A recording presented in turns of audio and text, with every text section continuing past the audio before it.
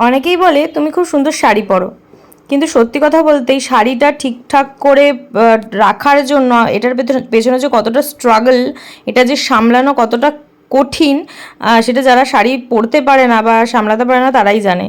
বিয়ের এত বছর হয়ে গেল, শাড়ি পরতে তো ভীষণ ভালো লাগে, কিন্তু শাড়ি সামলাতে পারি না। আমার রাস্তায় শাড়ি সামলাতে সামলাতে অর্ধেক সময় চলে যায়, আর ঠিক করতে করতে চলে যায়। এই শাড়িটা যে আমি পরে গেছি না, আমার যে কত প্রবলেম হচ্ছে, রাস্তার মাঝখানে তো হাফ খুলে গেছে।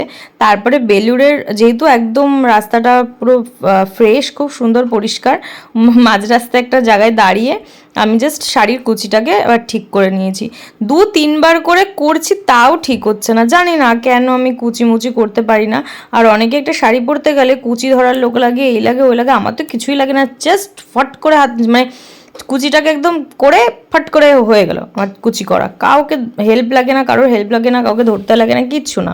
মানে হয় না যে ধরতাপ্তি মারি পেরে শাড়িটা জড়িয়ে নিলেই শুধু মনে হয় যে না খুব সুন্দর শাড়ি পরি, কিন্তু কীভাবে যে পরি একমাত্র আমিই জানি। 3 জনের ভাড়া 30 টাকার বদলে 110 টাকা দেওয়া অটোওয়ালার কাছ থেকেই, মানে অটো থেকে নামার পরে আমরা লঞ্চঘাটের ওখানে একটু ওয়েট করছিলাম।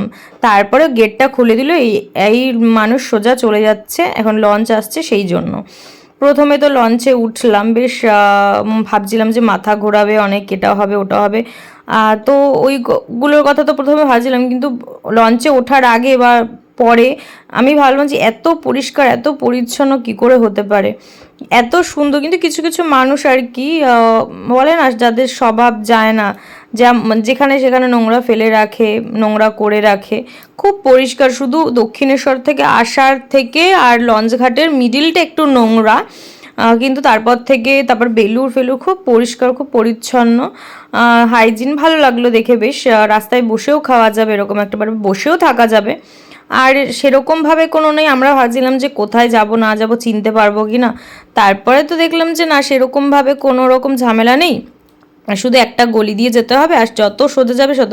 এবার আমরা যেহেতু সেদিনকে খুব তাড়াতাড়ি খেয়েছি, বিশেষ করে আমি আর মেয়ে, আমাদের খুব খিদে পেয়েছিল। বেলুড়ে ওখান থেকে হাঁটতে হাঁটতে সোজা যেতে যেতে আমি ভাবলাম একটা ভালো রেস্টুরেন্ট থেকে জাস্ট একটা স্ন্যাক্সের মতন কিছু করে, কোনো কফি টফি বা কোনো পকোড়া বা কিছু খাই। কিন্তু বিশ্বাস করো একটা রেস্টুরেন্ট পেলাম না। ওই যে দেখো দক্ষিণেশ্বর দেখা যাচ্ছে, আর এই যে ব্রিজ, এগুলো দেখে আমার সেই ছোটোবেলার কথা মনে পড়ে যাচ্ছে, যখন আমি বিয়ের আগে বাবা মায়ের সাথে নৌকো করে গিয়েছিলাম ওই পারে বেলুড়ে। তো তারপরে হচ্ছে একটা রেস্টুরেন্ট পেলাম না, উল্টে মানে এত জোরে খিদে পেয়েছিল, কিছু না খেতে মানে কিছু না পেয়ে আমার মেয়ে খেলো একটা ক্যাডবেরি, আর আমি 2টো কচুরি আর একটা চা।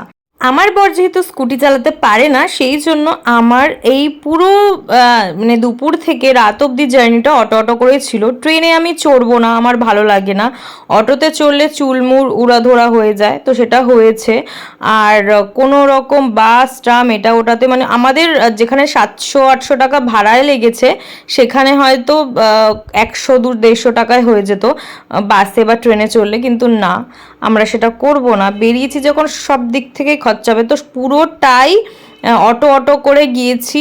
ইভেন ডানলপ থেকে অটো করে সে ব্যারাকপুর অবধি সব ভাড়া শুনে শুনে মাথা খারাপ হয়ে যাচ্ছে যে এই স্কুটিটা থাকলে কত সুবিধা হতো, বা বাসে বা ট্রেনে চললেও কত সুবিধা হতো, কিন্তু না, আমাদের সেটা চোখ যায়নি। তো যাই হোক, তারপরে আমার ইচ্ছে না থাকার সত্ত্বেও যেহেতু বাইরে বেরিয়েছে, এবার বাড়িতে গিয়ে কী রান্না করব না করব, রেস্টুরেন্টে খেয়ে যাই। আর সবাই দাদা বৌদি করে, তাই আমার দাদা বৌদিতেই যেতে হলো। নেক্সট টাইম ডিরবাপিতে ট্রাই করব, কিন্তু কোনখানে যাব কোথায় খাবো সেটাই কনফিউজড হয়ে যাই, তাই দাদা বৌদিটাই চুজ করি। ওখানের তো চালের কোয়ালিটিটা আমি আগে বললামই, একদম যখনও তো আমাদের সোদপুরের চালের কোয়ালিটিটা একটু ভালো করেছে। তো সব মিলিয়ে আমার সোদপুরেরটাই বেটার। নেক্সট টাইম থেকে আমি সোদপুরেই যাবো, ওখানের একটু কি অ্যাম্বিয়েন্সটা সুন্দর, আর কিছুই না। আর বিরিয়ানি ভক্ত আমি শেষ, আমার আর বিরিয়ানির প্রতি কোনো ইন্টারেস্ট নেই। চলো।